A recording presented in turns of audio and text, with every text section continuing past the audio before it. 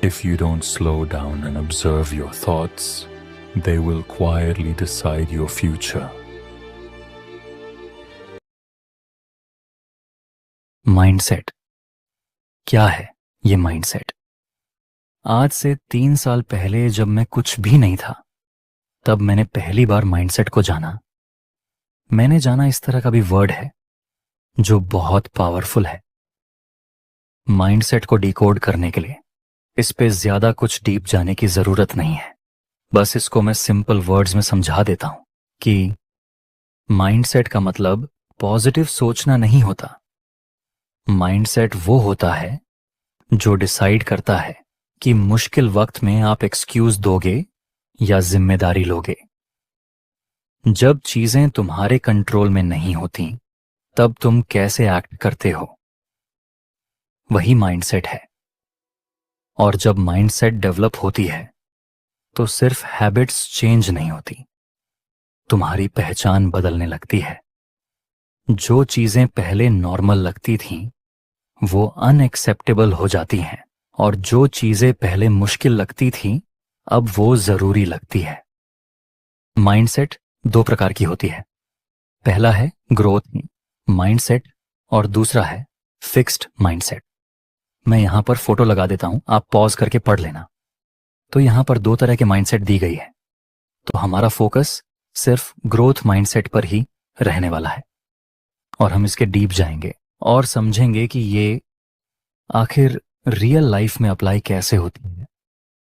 तो शुरू करते हैं आज की इस वीडियो को बिना किसी देरी किए। Work and purpose. मैंने भगवत गीता पढ़ी है और इसमें एक चीज सीखी है कि आप काम से भाग नहीं सकते। जिंदगी में कुछ ना कुछ तो करना ही पड़ता है, या तो अपनी ग्रोथ के लिए या फिर अपनी प्रॉब्लम्स के लिए। इसलिए मेरा माइंडसेट है ऑलवेज वर्क। अगर तुम काम नहीं चुनते तो जिंदगी तुम्हारे लिए काम चुनती है, और यही चीज को मैंने द मैन वाले वीडियो में भी समझाया था, और मैं इस सच को समझ चुका हूं, इसलिए मैं काम करता हूं। इसमें कोई ड्रामा नहीं है, कोई मोटिवेशन भी नहीं, बस एक्सेप्टेंस है। और ऑनेस्टली कहूं तो ये वही रियलाइजेशन है जहां से डिसिप्लिन नेचुरल हो जाता है। अब तुम भी काम करने की आदत डाल लो, क्योंकि तुम्हें एक ना एक दिन जाके कुछ करना ही है। तुम कब तक अपने मां बाप के पैसे से जीते रहोगे? इसलिए स्टार्ट डूइंग वर्क। लेकिन अब सिर्फ काम काफी नहीं है, यहीं पर पर्पस आता है, और यही मुझे हनुमान जी की स्टोरी से सीखने को मिला। हनुमान जी के पास सब कुछ था, शक्ति, बुद्धि, क्षमता, पर जब तक उनके पास कोई पर्पस नहीं था, वो जंगल में यूं ही भटकते रहे। और जैसे ही उनकी श्री राम जी से मुलाकात हुई, तब उन्हें direction milli.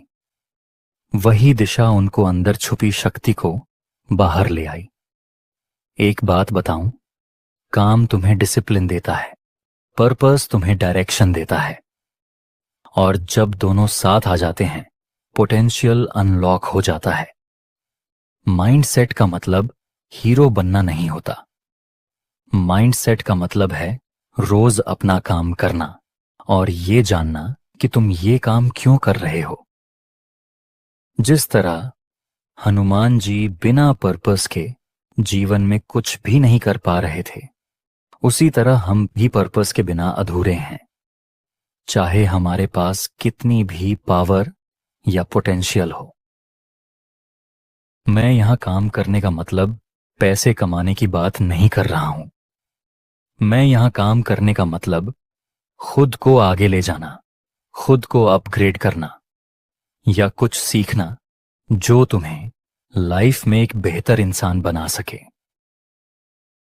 Ego and say no. Ego को लोग अक्सर गलत समझ लेते हैं। लोगों को लगता है ईगो मतलब घमंड, अकड़, या खुद को दूसरे से ऊपर दिखना। पर यह ईगो का सिर्फ एक डिस्टॉर्टेड वर्जन है। असल में ईगो सर्वाइवल सिस्टम है। जब इंसान पहली बार दुनिया से टकराता है, जब उसे इग्नोर किया जाता है, दबाया जाता है या उसे हल्का समझा जाता है, तब ईगो ही बोलता है, मैं इतना भी छोटा नहीं हूं। और ये आवाज जरूरी होती है। अगर ये आवाज ना हो तो आदमी हर चीज एक्सेप्ट करता रहेगा, हर जगह एडजस्ट करने लग जाता है और धीरे धीरे अपनी वैल्यू भूल जाता है। इस सेंस में ईगो दुश्मन नहीं है, ईगो बाउंड्री बनाता है। ईगो ही बताता है कि यहां से आगे झुकना सही नहीं, यहां से आगे समझौता अपने खिलाफ हो रहा है, यहीं से नो आता है। नो बोलना एरोगेंस नहीं होता। नो बोलना ये कहना होता है कि मैं अपनी लिमिट पहचान चुका हूं। हां, इमेच्योर ईगो चिल्लाता है, वो साबित करना चाहता है, वो दूसरे को नीचा दिखाकर खुद को ऊपर फील करता है। पर मैच्योर ईगो शांत होता है, वो दिखावा नहीं करता, वो बस इतना बोलता है, ये मेरे लिए ठीक नहीं है, और उसके बाद जस्टिफाई भी नहीं करता। ईगो का सबसे हेल्थी फॉर्म वही होता है जहां वो तुम्हें लड़ने के लिए नहीं, खुद को प्रोटेक्ट करने के लिए पुश करता है। मेरी लाइफ में ईगो ने मुझे बेहतर दिखने के लिए नहीं, जिंदा रहने के लिए आगे बढ़ाया है। इसलिए मेरे लिए ईगो के बिना जीना कोई सॉल्यूशन नहीं है। ईगो को समझना, मैच्योर करना और सही जगह यूज करना ही सॉल्यूशन है। क्योंकि अगर ईगो बिल्कुल खत्म हो जाए तो सेल्फ रिस्पेक्ट भी धीरे धीरे खत्म हो जाता है, और बिना सेल्फ रिस्पेक्ट के कोई भी माइंडसेट काम नहीं करता। अब मेरी इस वीडियो की एंडिंग लाइन। जब तुम अपनी जिंदगी को खुद के रूल्स पे जीना सीख जाते हो, तब समझ लेना माइंडसेट काम कर रही है। माइंडसेट कोई मोटिवेशन नहीं होती।